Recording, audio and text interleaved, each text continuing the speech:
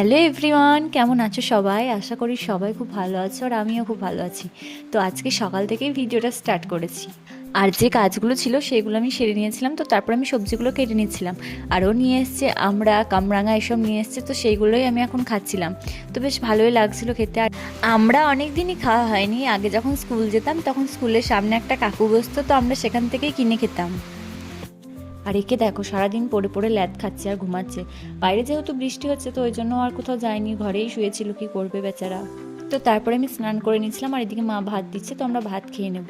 ভাত খেয়ে আর কি করব, বাইরে যেহেতু বৃষ্টি হচ্ছে কোথাও যাওয়ার নেই, তো আমরা দুজনে ঘরে বসে বসে ঢং করছিলাম আর এদিকে বাইরে বৃষ্টি হচ্ছে সেইগুলোই দেখছিলাম।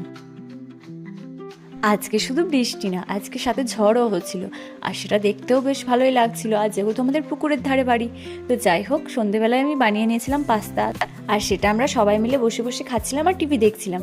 আর এইদিকে ওর আগেই খাওয়া হয়ে গেছে আর আমরা এখন খাচ্ছি আর গল্প করছি। তো যাই হোক আজকের মতো মিনি ব্লগটা এইটুকুই। তো thanks for watching, tata, bye bye.